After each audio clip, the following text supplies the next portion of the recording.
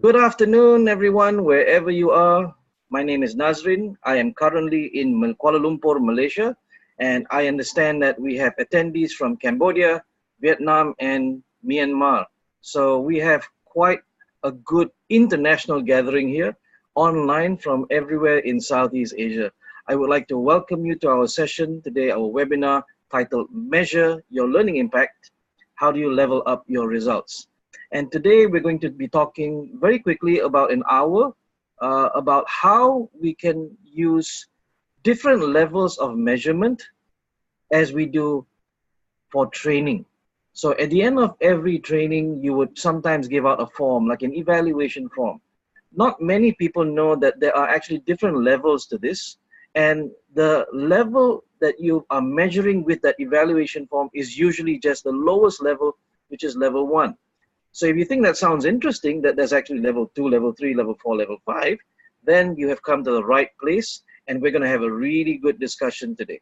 So even though I'll be talking, even though I'll be sharing on my side, you are allowed to ask questions in the text chat, and from time to time, I will look at the questions and I will answer on the spot.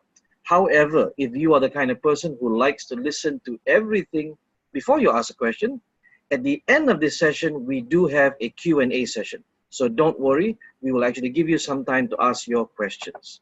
All right. So let's begin. As I've mentioned, my name is Nazrin.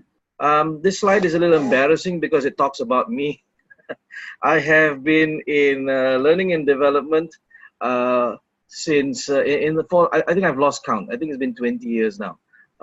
And I've been involved in learning and development. I've been involved in coaching. In a small company level, at client levels, and at large scales.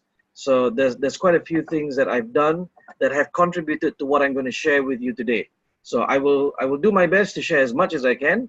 Currently, I am based in Malaysia, and I am a professional learning facilitator. And you'll find that if you meet me, if you talk to me, I differentiate between what a trainer is and what a learning facilitator is. And it's a shift in mindset in that a trainer transmits or transfers knowledge and skills. But a learning facilitator takes into account all of the knowledge that you already have, all of the background experience that you already have, and incorporates that into the learning process in class. So in the olden days, we would say, before you come to class, leave everything outside. A learning facilitator says, no, bring everything in. Use that as your touchstones, use that as your fuel to be able to learn something new. Because if you already know something, don't throw it away. Keep it with you. We are part of a family called the Global PLF family. And this is a community made up of all professional learning facilitators from Malaysia, from Singapore, the United Kingdom, and Cambodia. So the PLF family is, while it's based in Malaysia, we have currently 2,300 people and counting. In Cambodia, we currently have about 60, if I'm not mistaken. No, I think we have 30. So, and we want to keep increasing that number. So we do run professional learning facilitator programs for companies with L&D or internal trainers.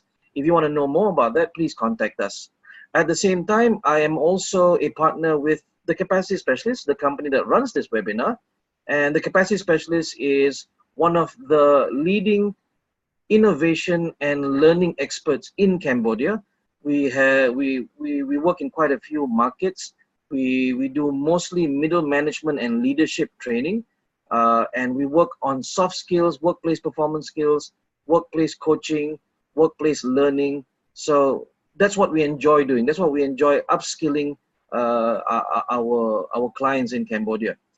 In Malaysia, I run a couple of other things as well. So I have my own company in Malaysia, Insync Learning, which is partnered with Capacity Specialists in whatever we do. However, when I come to Cambodia, then I represent the TCS over there. I also represent some of TCS's lineups here in Malaysia with some of our local training partners. Currently, I am also a lecturer for the International Islamic University Malaysia. My specialization is in communication, currently in teaching intercultural communication to the students at bachelor degree level. Recently, this is quite new, so I have just been made a lecturer for the Institute of Physical Sciences, Culture and Arts which deals with taking local traditional culture and then translating that into a modern setting. So for example, how do you use martial arts? How do you use local traditional philosophy and language and apply that into a working culture? And the idea is this, right? A lot of our training comes from a Western point of view, but we find that when we try and apply it in Southeast Asia, it doesn't gel so much with our local culture. So what I do here is I help figure out and I help to teach what are some of the things that we can source from local culture that we can teach as soft skills or as thinking skills that can help in the workplace in an Asian context. And finally, a lot of what I'll be sharing with you comes from my time in a consulting company. I don't know if you know this name. It's called Accenture. It's one of the top 5 consulting companies in the world. And while I was there for 7 years, I was their learning coach attached to their subsidiary called Accenture Learning. So based in Kuala Lumpur, I managed the learning center here, and we only train our staff. We did not train anybody else. So Accenture having 300,000 staff, they would the staff in ASEAN and Asia would come to our learning center to be processed. I got to see people from all over the world, sometimes even as far as the United States and Europe. So a lot of the experience I'll be sharing with you comes from my time there. All right, that's enough about me. Let's kick it off and start with a simple quiz. Please type into the text chat, what do you think completes this phrase? Learning and what? Please type into the text chat now. I want to see what your answers are. All right, so people are putting in. I see development. All right, that could be the right answer. Learning and development. Gregor also. Anybody else? Learning and applying, good. Learning and growth, nice. Anybody else? No one else want to try? All right. So the right answer is learning and development. However, anytime we talk about business trends, we'll find that whatever worked 5-10 years ago might not work today anymore. So we also find that the learning industries within organizations and globally, they are moving so fast that sometimes we cannot even keep up with some of the terminologies. Once upon a time, it was training and development. And then they upgraded to more a learning context, which is, okay, we need to focus less on what we give to people and focus on what people actually learn. Because then we know what actually gets changed. Do people learn? Do people apply? How do they behave, right? So now, not just learning and development, the next step is now called learning and performance. And this, you might not see this come in the next few years, maybe. It's still being discussed, it's still being bantered around, but there are a few companies that have adopted this instead of learning and development. And the reasoning is why, right? Learning and development is basically the same thing, but learning and performance are two sides of the same coin. Okay, they've learned. Can we see how that applies in their performance? Can we see if there's evidence that what they've learned can actually be used? So for the future, you want to catch the future, this is coming up very, very fast. More and more companies are talking about measurability. Because once upon a time, you know, us trainers, we would get a call from a client, training manager would say, hi, we have a budget. The budget is so much dollars. Can you do this training for us? So the measure would be that it's cheap, we will take the training. We don't really mind whether the training is effective or not because there's no way to measure it. We find that in Malaysia, there's quite a bit of these kinds of calls that we get. We want to do team building. It's December. Every December you'll have this, right? Oh, we want to finish the budget. Can you do team building for us? Not so much talking, please. Let's have more fun. So you're actually spending money. You're spending money to take people to the beach and just have fun. Essentially, you're spending money on a holiday. And at the end of it, you find that your team has not been built. Why? Because the focus was less on the learning and less on the outcomes that they take back to work. So that brings us to this man. His name is Donald Kirkpatrick. Some of you might know of him, especially if you're working in L&D.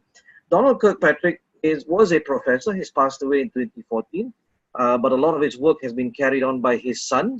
So Professor Emeritus Donald Kirkpatrick, from University of Wisconsin. In 1954, he created the 4-level model to measure the effectiveness of training.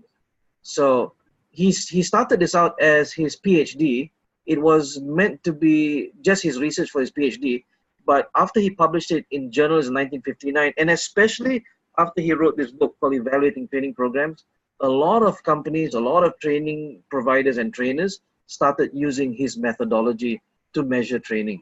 Now, there are others out there. You Google them, you'll find them. You go for training, you'll find them.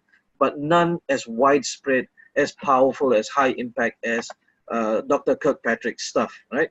So Tariq has typed in the text chat, I love Kirkpatrick and his methods. Yes.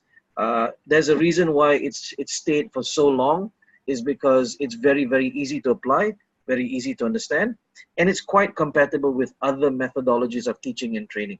All right. So for those of you who have not seen this before, let's take some time to introduce you to Professor Kirkpatrick's evaluation model. There are basically 4 levels. He came up with 4 levels. The first level is whenever you have training, and at the end of it, you will give the participants a form that says, did you like it? Did you enjoy the training? So how was the training for you? And this is what we call a reaction or satisfaction level. And this is level 1. At level 2, we asked this question instead, did knowledge transfer occur? Did they actually learn anything? Now, those evaluation forms at level 1 are not designed to measure learning, are not designed to measure whether they've learned something. But if you remember from school, if you remember from university, you will have exams, you will have tests. And these are the tests that assess whether you've learned something or not. So we rarely have this in training. Very rarely do I see clients give this kind of assessment. Usually 90% of the time when I do training in Malaysia, it will be just level 1. It's a reaction form. Now, level 3 is to measure impact. Did the learner's behavior change? Not just their memory, not just their understanding, not just the learning, but did their behavior back at work change as a result of the training? So this, it has to be measured over the long term. You can't give them the form immediately after they come back from work, because they still need to figure out, how do I apply what I've learned back at work? So this tends to be more longer term measurement and requires a lot more data points than level 1 or level 2. You'll notice that the further up we go, the more complex, the more complicated it becomes. Now here's the challenge. The more complicated it becomes, the more money you need to spend in order to measure this, and the more difficult it is to determine whether the results or the impact was only from the training, or was it also as a result of other trainings they've been to, or other experiences that they've had. So the higher up you go, the more difficult it is to actually isolate what was the cause, right? What was the cause for this increase? Maybe after the training, they got a bonus. And if you don't factor that in, suddenly they become very productive, right? If you don't factor that in, you might be misreading and say, oh, that training was really good. But in fact, it was the bonus that caused them to become more productive, all right? Now, level 1 through 4 is what Donald Kirkpatrick suggested. In fact, in the original pyramid, results was actually right at the top. However, other scholars have debated and argued and said that we need to have one more. We need to have ROI at the end. And other scholars say, actually, no, that's part of level 4. We prefer to think of results as measurable within the organization from a time perspective and effort perspective, basically how much productivity. But level 5 is return on investment. So if I spend $1 for the training, how much do I get back, right? And I'll show you one actual case study where this reached all the way to level 5. Of course, it was very complex. It was challenging to measure, but I want to show you that it can be done. All right, so let's go through the levels one by one. Before I go there, let me check the text chat. What questions do you have? Please type into the text chat now. I'm going to give you 10 seconds. If I don't see anything, I shall move on. All right. So let's see. Tariq says, I love Kirkpatrick. All right. So then he says, behavior and results. Cool. All right. I don't see any questions. So let's move on to Level 1, which is satisfaction and reaction. Now, you would have seen these forms so many times, right? You know what we're talking about. So I won't spend too much time on this one. But basically, there are some best practices. If you want to design this, you can certainly look on the internet. There's quite a lot of good examples. My suggestion would be not too many questions, because then it sort of messes up. People want to finish the course quickly and they want to go off. They might just tick, tick, tick, tick, tick without thinking. There have been times when, without reading what they were ticking, I had one participant tick strongly disagree for everything, because they didn't take the time to look at it properly, because they said, oh, there's so many questions, I'm just going to tick, tick, tick, tick. And they accidentally tick strongly disagree, which brought the scores down. All right. So let's take a look at some best practices. What are some of the things that we can add on here? So the first one is learning objectives. Every good workshop or training program should have learning objectives. Now, these are different from, say, an organizational objective. It is not what the participants are taught. It is actually what the participants get.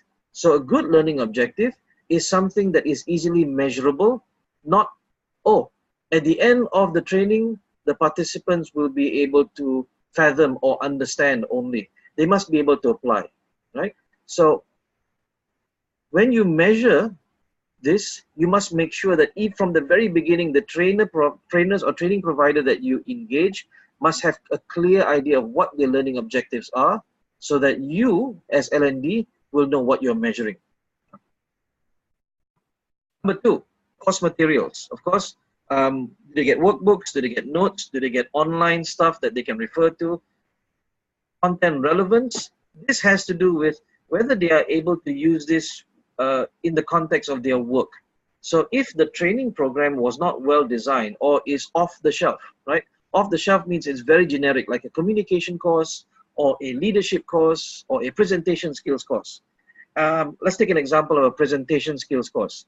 I did one for an automotive company from Japan once, and when I went in, they said, oh, give us your presentation skills course. And I sat down and I said, okay, show me an example of your presentation. Only to discover that my course would not be relevant at all for what they do, because they have a very specific way of doing it. And if I were to teach my way, they would be doing it totally wrong from an organization perspective. So content relevance here is to answer the question,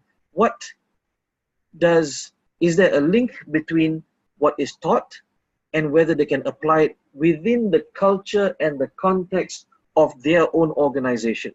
Because you have to understand, all organizations are different.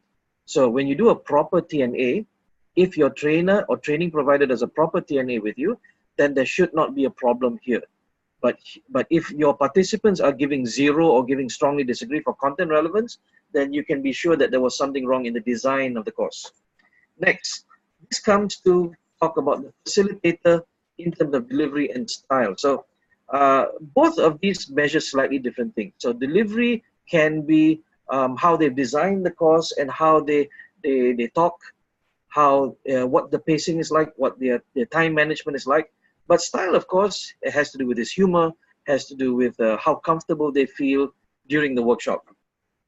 Program evaluation is, of course, overall, not instead of the single modules, but overall what they like about the program.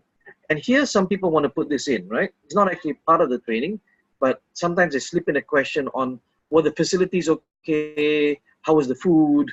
How was the air conditioning? How was the whiteboard? Things like that. So you might get really good score on the training program, on the facilitator and the content and the learning objectives, but then you get a very low score on the facilities, and that could also be an issue. It could bring down the scores. So you choose whether you want to put this in or not. Last but not least is, of course, we have something that is more qualitative. I have seen both types. I have seen a level 1 where the questions are all subjective. So they ask a question and you have to write in your answer, not scale it. I have also seen ones that are only scaling, like this, like strongly agree, strongly disagree, things like that. A mix of both would be good, because sometimes you don't know why they answer strongly agree, why they sometimes answer strongly disagree. It could be a personal thing. It could be something that's unique. For example, one of a participant, this was told to me by a trainer friend, one of his participants did not like him using a particular word because from his culture, that word is bad, but everybody else was okay with it. So when they looked through the evaluation forms, they found that one of them gave a very low score. When they looked at the qualitative answers, where he could actually write in comments, then they discovered why the score was low. So when you have numbers like this, sometimes it's good to know why the numbers are there. Okay, so I'm going to ask you what questions you have. Please type to the text chat before we move to level 2. This is something you're probably very used to. So Reno says, what are the best focus on satisfaction reaction form? Reno, did I already answer that question? If I were to say what's the most important, if you look at this list over here, I would say learning objectives, course relevance, right? Facilitated delivery, and that qualitative. If you could only ask 4 questions, I would ask these 4. Reno, does that answer the question? You can go 20, 30, 40 different sections, which might not do the thing, but do the trick. But learning objectives, content relevance, facilitated delivery, and the qualitative question, that should be top of your list. All right. Thank you very much. So Nguyen says, how many questions should we put in evaluation for at level 1? All right. We do have a rule of thumb, and the rule of thumb is no more than 9, because after 9, people get fed up to answer questions. And I've seen that firsthand. I have been participant before. All of us have been participants before. And, once they go, 7, 8, 9, that should be the maximum. However, if your organization insists on data gathering, then do what we've done here. You look at this example. This is an example from another training where, because you cannot manage 9, we give you time to manage 3 or 2 or 1 at a time. And sometimes that's the best you can do. Just like how in a book is so thick, but why do people break it up into chapters? To make it easy for you to digest. So sometimes questions, if your organization insists, no, we must have all these questions, then what you can do is break them up into themes so that you don't confuse the participant. Nguyen, does that answer your question?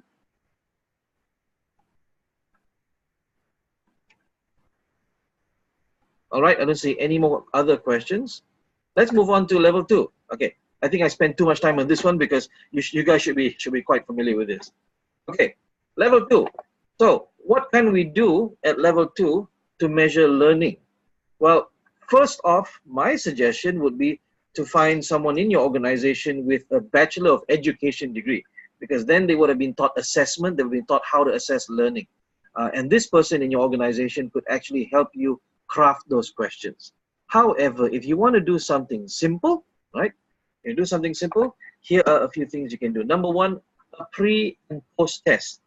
Now, if you look at the graphic, this is an example of a pre and post test that I give to participants. This one is called Prime and Assess. MC stands for multiple choice. So Prime and Assess has 2 functions. It is not just to test participants, it is also to make them curious so that they pay attention during the course. So before the course starts, we give them this, and they have to figure out with absolutely no background knowledge of the workshop. They have to guess, okay, what is this? They do their best. Now, what does this do to the brain? It makes the brain confused and curious. And there are a few people here who are joining this call who have come for the professional learning facilitator program I've run. They know that in order to keep a participant's attention, you either make them curious or confused upfront. So that kicks off the workshop. So when you kick off the workshop with a Prime and Assess, what happens is those questions will stay in their brain as the workshop goes along. And suddenly they hear the answer. Oh, this was the answer to that previous question. Okay, now I know it. At the end of the workshop, you give the exact same test. Why? Because you want to measure point for point, most reliable, how much they have learned, how much they have remembered. So you give the test at the beginning, and don't tell them you're going to give the exact same test. At the end of the workshop, give the exact same test. So that's what we call Prime and Assess. The second type is similar, but you have you can do this online. You create a bank of 20 or 30 questions that has to do with the course material. Okay, and then at the beginning, you launch one version. You can actually give different tests to different people, which are all shuffled differently. The system that you use, the LMS system that you use, can actually pull out random questions from that list that you've given it. And at the end of the workshop, it gives them a different list of questions, but still based on the same bank of questions that you put in. Now, some people will be asking, okay, how do we do that? Well, if you look at Google Forms has the ability to do that. If you look at Coursera or Udemy, you can actually sign up, use that as your internal LMS. It does have a function where you can actually shuffle the question. You know, like how your iPod or how your media player shuffles songs. This can do that as well. It can give you random questions. Now, the shuffled questions is not as reliable as the prime and assess, because you cannot tell point for point, and you cannot tell whether between people they have learned the same thing. Yeah, so both have their pros and cons. So I'm going to pause for a second and see if there are questions I missed. Okay, so Srepov asks, how much impact of L1 evaluation correlate to participants' learning?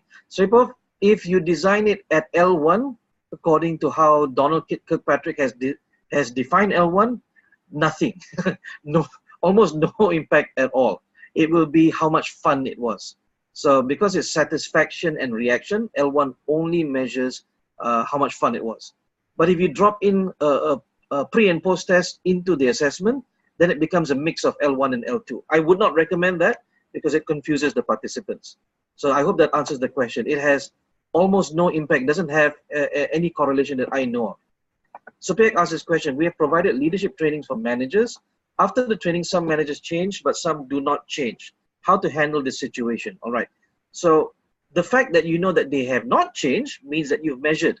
It means that you already have something in place to measure how the behaviors that and you know for a fact, oh, this after this training they will change. So I'm going to answer, but it will be a little bit out of the scope of this topic, right? So if they have not changed, then some interventions you can do is send them for the same training again. Find out what happened during the training. I have had participants in training, they sit there, but they're on WhatsApp with their bosses. They have a child who is sick in the hospital. They are worried about something, so they cannot focus on the training itself. So find out what's happened before that. And if necessary, then send them for another training if you can afford it. Number two, find someone to coach them, either someone within the organization or someone from a training provider to actually coach them post-course. Now, in the case that you mentioned, it's already too late, right? They might have already forgotten what they've learned from the course. So for the future, if you want to avoid this happening, then I would recommend having coaching sessions after the course to ensure that they know how to apply it and they are motivated and encouraged to apply. If you don't want to use outside help, then inside career counselors, inside managers, inside supervisors can also do that for them. However, I would recommend that these people go for coaching training or at least, mentoring training at the least. Okay, I hope that answers the question. Let's see who else. If the post-test result is not so good, what should we do? The training is over, the money also has been spent. I don't know how to answer that question. I would say go back to the training provider and tell them, all right, the value that you promised has not been delivered. I would like to negotiate some sort of intervention, right? We've already given you the money. What can you offer us to make up for this? And I have been in situations where sometimes the trainer or the training provider offers a replacement, another 2 days or 1 day or coaching sessions after to be able to ensure that that happens. Okay, so I hope that answers the question. There are many things you can do. One of the best ways is to go back to them, be honest and say, this is not what we expected. Of course, don't blame them. Don't be angry or argue with them. We assume that they did their best, but it did not come out as we expected. So sit with them and negotiate something, see if there's something that they can offer. Okay. So Reno says, the test we designed, is it related to the content we will or have delivered?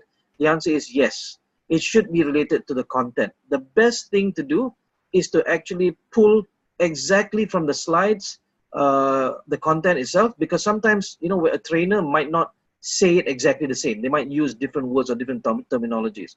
So to make sure that it's fair, pull the content from the slides itself. So for example, if you look at this, this is an example from a course I run, which is called Speed, Solving Problems Efficiently, Effectively, and Decisively. And each of these questions actually pulls from a particular slide.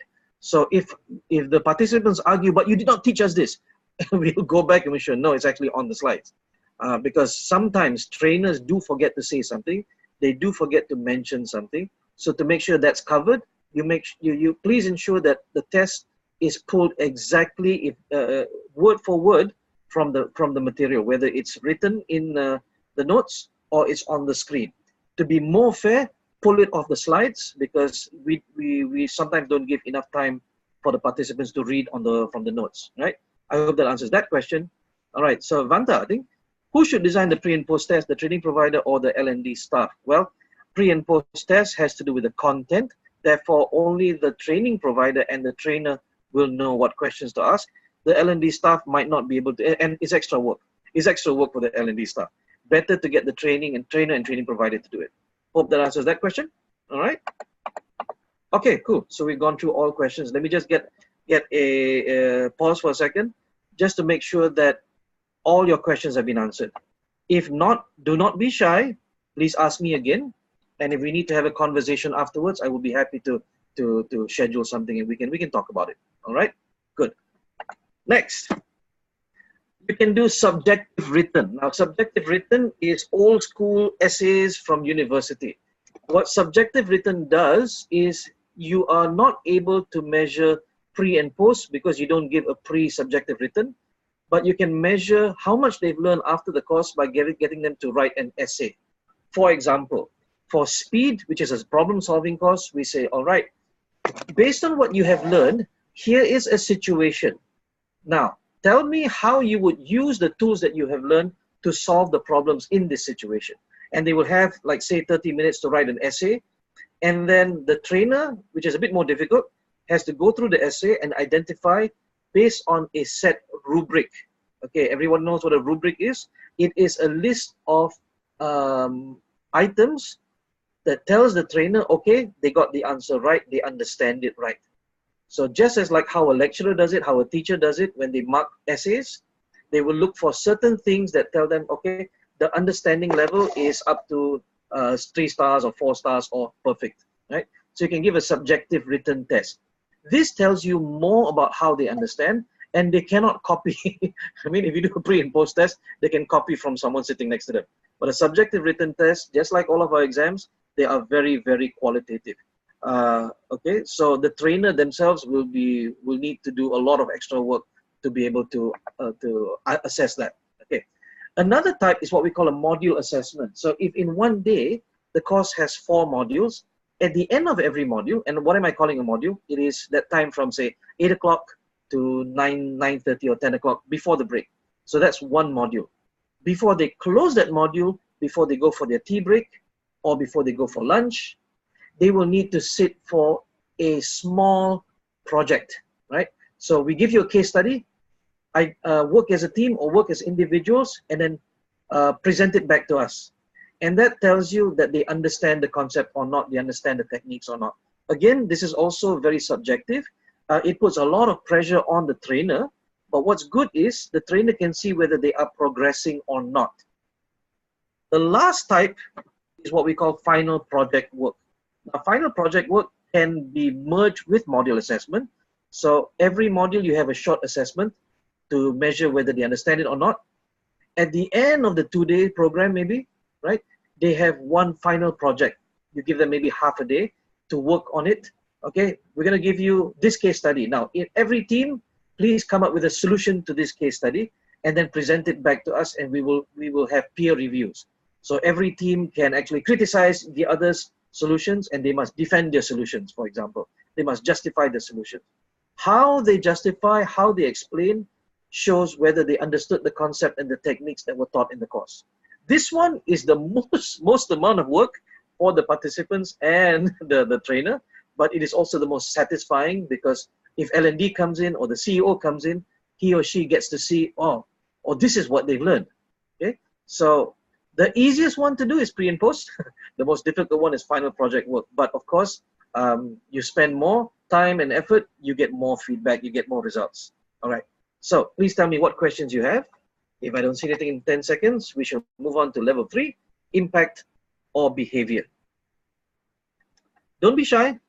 This is what this is my job. I'm here to answer your questions. So please tell me what you want to know.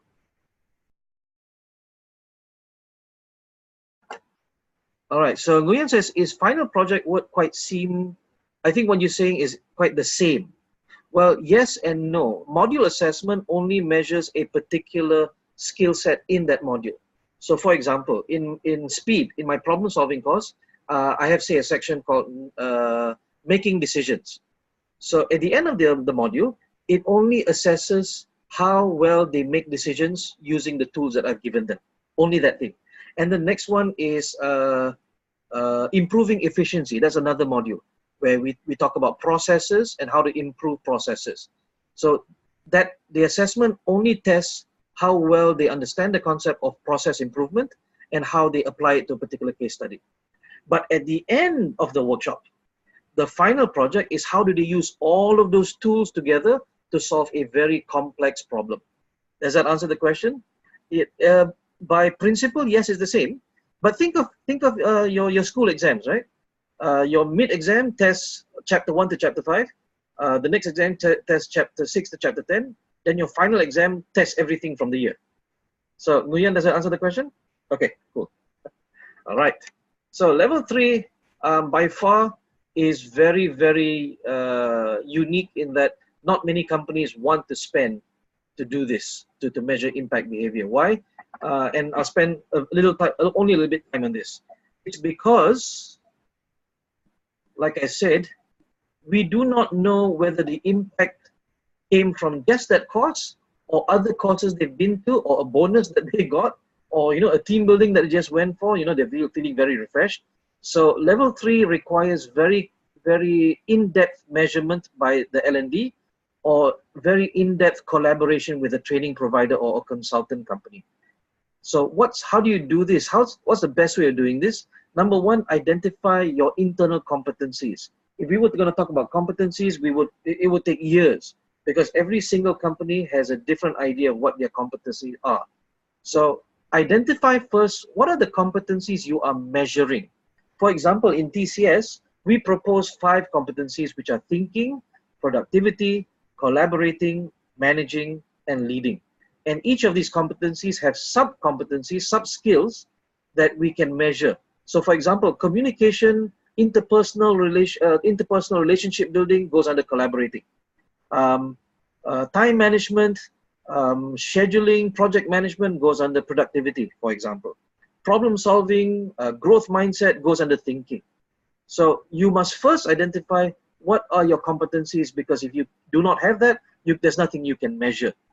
So how do we do this? Well, I would say don't do it 1 week after the workshop. You might not get good results. But if you have coaching, if you have reminders, if you have internal LMS system that keeps telling them, okay, have you applied this? Remember you went for this course, have you applied this? What have you done today that adds on to the skill that you learned, right? Then typically what we do is we measure at 3 months, 6 months, and 12 months to see whether they've been applying, how they've been applying it.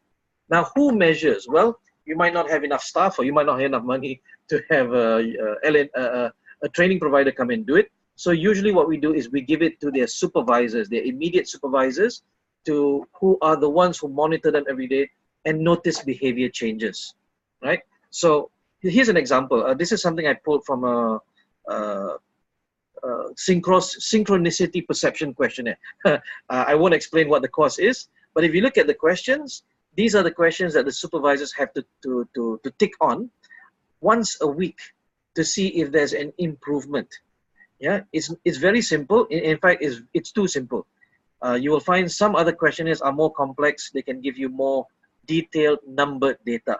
Okay, so that's one example. Like, let me see if I missed anything. Oh yes, I missed one. Sorry, Reno, you asked for level 2 learning. It is even recommended for internal and external trainers. We need to use all 4 points, or we can skip. Are you saying, is that a question? Are you asking me if we need to use all 4 points or we can skip?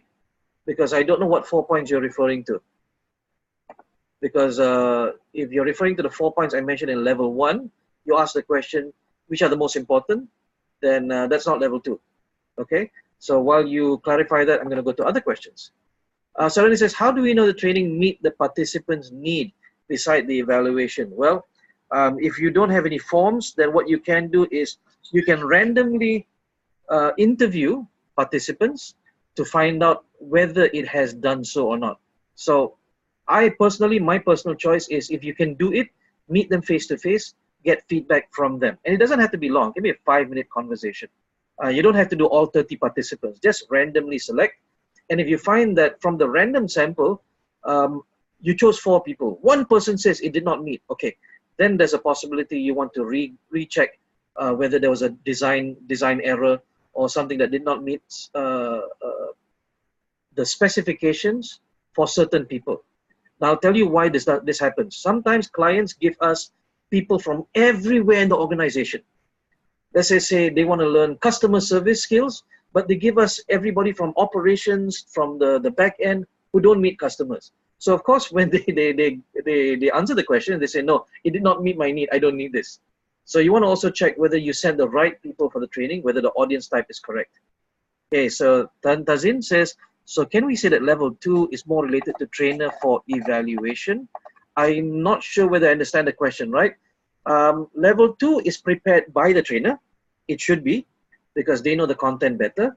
And it doesn't evaluate the trainer in so much as it evaluates how much the participants have learned. So in a way, you can say that if all the participants, or let's just say most of the participants learn well, then that means the trainer did a good job delivering the training. But if everybody did not do well, then that you have to go back to the trainer and figure out what went wrong. Whether the design was wrong, or maybe the design was okay, but the trainer was wrong. In some cases, the person who designed the training is not the person who delivers the training, right? Someone else designed it, someone else is the trainer. So you want to go and find out. These are things that you cannot measure on a piece of paper. From the moment this happens, right, then you need to go back and find out, okay, what happened. So Tantazin, I hope I answered that question. I'm not sure if I understood it right. But yes, it's not more related to the trainer. It's both the learners and the trainer as well. So then he says this level starts 3 to 6 months after training. Well, 3 to 6 months is normal, because you want to give them time to apply. I generally like to say 1 month after.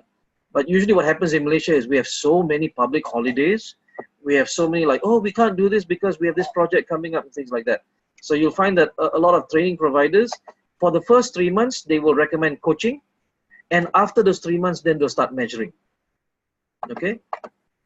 All right, Nguyen, how can we build a set of competencies? Well, that's outside of the scope of this webinar, but we will be happy to have a conversation with you. Rengzi, maybe you can get in touch with Nguyen. There are, I mean, if you want to self-learn, there's a lot of courses you can do online. Competencies, you should have a general idea so that it should match your core values. Now, again, this is a little bit outside, but I'll go very quick. Identify what are the core values of your organization. Make sure those core values are actually practiced, not just put on a wall. And then identify each core value. What are the competencies that can sit under that core value? And then what skills and behaviors can sit under each competency?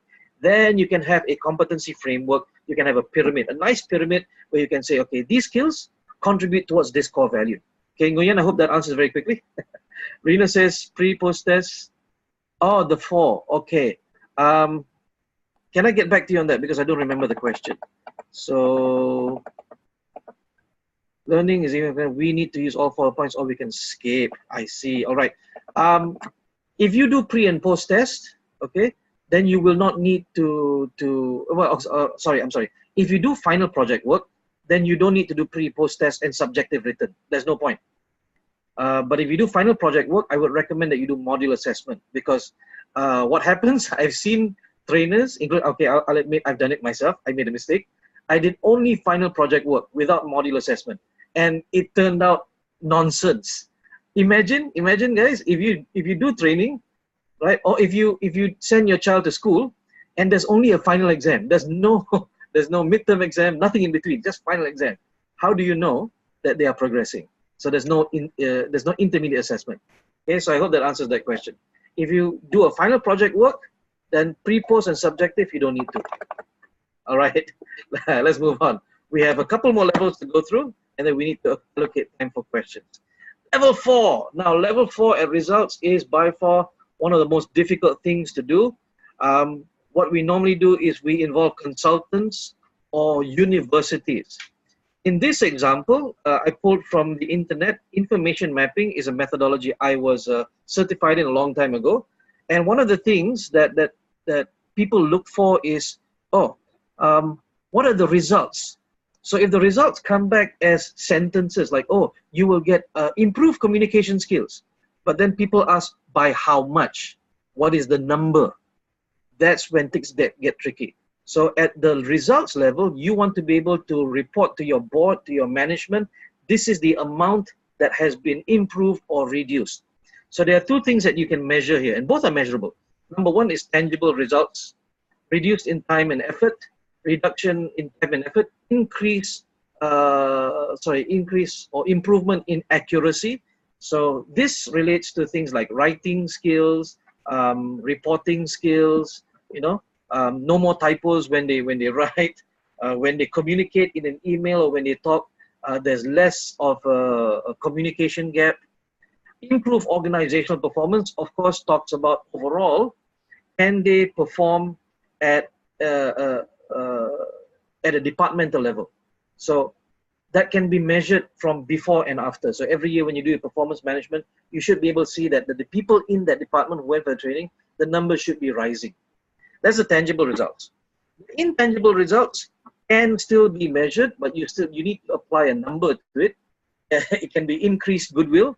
Like for example, if you send your participants for customer service training, it builds more loyalty amongst the customers, and that can still be measured. Improve motivation by the participants. When they go back, they go, oh, I did not know how to use this. I was so sad. I was so angry. Now I know exactly what techniques to use. So they become very, very encouraged. And of course, reduce resistance. Resistance in an organization usually happens when you want to change something. But if you can have good results and they can see that they are doing well, then they will automatically not just be more motivated, but they'll also be more willing to do more, be more willing to be more productive. However, all of this depends on the systems inside the organization. If they're not being paid well, if they're not getting the kind of benefits that they need, they should be, then these measurements will be very difficult to say it was because of the cost. So that's why the higher up you go, the more difficult it is to extricate or identify whether it was just the training program that did this or it was other aspects, other things. All right, questions? Oh, no questions. Interesting. All right, so if you have questions for level 4, please type into the text chat. Let's go on to level 5, which is return on investment. This is something that board members, CEOs love. So let me tell you a story. And the story comes from the company I used to work for, which is Accenture. Accenture was very similar to a lot of other companies back then in that, okay, here's a budget. This is how much money we have. Go and spend it on training. Now, the problem with that is that you will essentially look to pack in as much training as possible for as little money as possible. And as a lot of L&D people here, the L&D people here, they will tell you that, if you pay peanuts, you get monkeys. I don't know if you heard that term before, but it means that cheap gets cheap, right? Cheap money gets cheap training, gets cheap impact. So Donald Vantenhout, our chief learning officer from 2000 to 2011, wanted to fight this perception. The perception that, it's the budget, it's not the learning. So what he did was, Don is a statistician. He trained in statistics. So what he did was he went to meet his professor in university, and they put together a very robust measurement model to measure how much impact or how much in return on investment Accenture was getting on their training. But before he did that, he had to identify whether there were learning gaps, whether there were problems in the learning system. So he and the L&D department put together a very comprehensive, facilitated and blended learning system, which has, learning online, learning face-to-face. They have to travel to learn, they get mentorship, they get coaching. So they put all of this together and they ran it based on the very small budget that Accenture gave them. And at the end of that, when they measured, they got a 353% return on the investment. What does this mean? For every dollar they spent, they got $3.53 of value back. And because Accenture does work on projects with clients, right? Whenever they sent people for training and they came back, they have measured the level of productivity, multiplied it by the salary of that participant, and they got this number. So I do not have the time to go through the whole algorithm for you. We can certainly talk about that later. There are many ways you can measure this. You can find them all online, but I just wanted to make you aware that it exists. Okay, so let's come to the questions. Reno goes, should we share what would be observed to the participants in level 4? That is not necessary, because at level 4, it should be for management to decide, oh, that was a good training. Okay, next year we can do that again. So level 4 is less for the participants and more for management to make decisions. More for management to be confident and trust in the delivery method and the content that was delivered. So Chan says, how to measure the intangible result at level 4? Well, like I said, you need to determine a number to it. For example, if you send participants to a customer service course, how do you measure customer satisfaction? So it would maybe be a mystery shopper, maybe it could be you give them a form, or you send them an SMS and say, on your next visit, get a $50 voucher. Please fill in this short survey for you to win this voucher, right? Many things. You just need to assign a number to it, a dollar value to it. Okay. I hope that answers the question. So Rina says, how can we find out ROI to explain to line managers? I don't know what you mean by line managers. You mean explain to?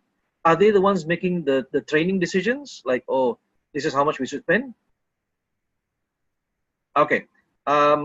We can continue that later. Ringzi, maybe we can reach out to Reno to help him understand this. But if you do a Google search, Reno, you will find that there are ROI calculators that take into account how much time people spend completing one task.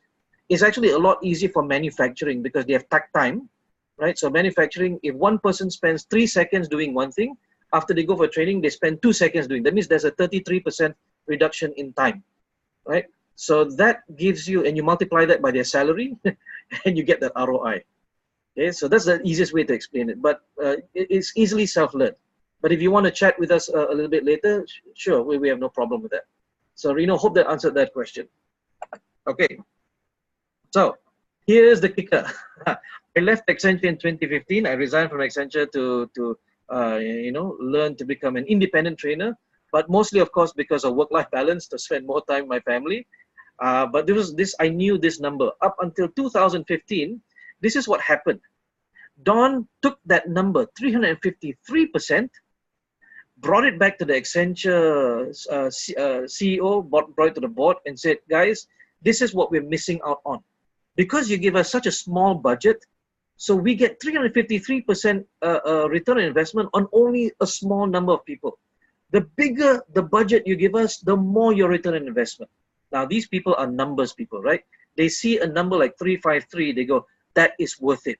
So from 2001, I joined Accenture in 2008. From 2001, Accenture was increasing the budget more and more and more. And by the time I left, they were spending close to $1 billion annually in L&D.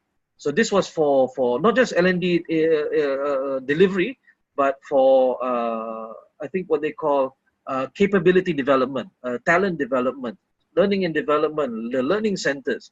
This was how much they were spending. And it matched the amount of people they had at the time, which was 300,000 people. Last I heard, they now have 450,000 staff, close to 500,000 people. So I have no doubt that they've increased their spending. All right. So guys, thank you for your time with me. This is the last slide. We're going to open up for Q&A now. So please ask your questions. There are a few questions already. I'm going to answer them, but please feel free to type those in. So Nguyen says, when do we conduct the evaluation of level 4? Is it after we measure the level 3? Okay, so this is not do this or not do this. You can actually do all levels at the same time, but 3 and 4 specifically, sorry, what am I saying? I'm saying that you can apply all of them, right? So you can do level 1, of course. You cannot not do level 1. You must do level 1. And then you do level 2 at the end of the workshop. And then you do level 3 after coaching, after 1 month or 2 months. And then you double check after 6 months, after 9 months, after 12 months, just to make sure that they're not losing it. Okay? And then you can do level 4. How? Based on the information, on the data that you get in level 3. So actually, yes, the answer would be yes. The data that you get from level 3 will help you. The data points from there will help you to build level 4. Does that answer the question? And of course, level 4 will help you to build level 5. The only difference, of course, between 3 and 4 is that 3 is easier to measure than 4, because you can say, okay, I'm measuring these competencies. As long as you don't go for another customer service workshop, then I'm very sure that this increase in performance is because of that customer service workshop you went for. Okay. Once it hits level 4, then it gets messy because you don't know whether the results are coming from everywhere else or not. All right. Thank you for the question. What other questions do you have? It's difficult because I can't see you face to face, so I'm actually acting out. I have a lot of body language here, but you can't see me. Hopefully you understand that. Okay, I'm going to give everyone another 20 seconds. If we don't have questions, then we're going to close the session and say thank you for coming in. Before we move on, Ringze Gabriel from TCS. Gabriel's the TCS CEO, if he's still around. Is there anything you'd like to add, anything you'd like to ask the participants? Feel free to do so.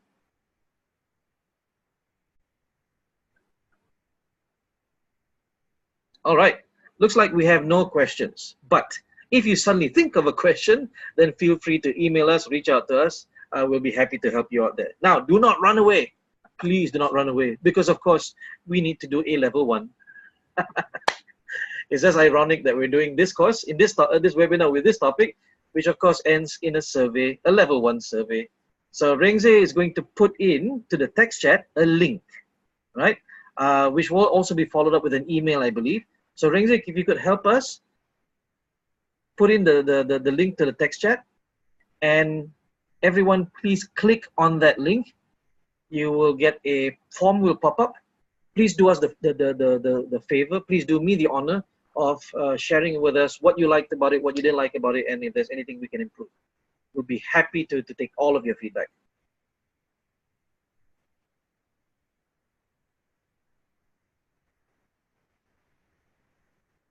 Okay, so we have a question. Anyone wants to stay can stay. Anyone who's like to log off, please make sure you've completed the survey before you do. Nguyen asks, I can't catch up to level 5, and he's replied to me privately. If you ask me to clarify, I can do them verbally, or we can talk later. What would you like to know about level 5, Nguyen? My only answer right now would be it's very complex, which is why I can't spend too much detail on it. There are different ways to measure return on investment. If you Google return on training investment, search for an Excel spreadsheet. There should be an Excel spreadsheet there that I found that will give you a line items on what to measure, which includes productivity, which includes time, which includes amount of deliverables. It might not be as useful for different industries, but you should be able to get a head start there. Now, return on investment measures how much money you get back versus how much you spend. Oh, Srepov says the work doesn't link for me. Can I check that it works for anyone else?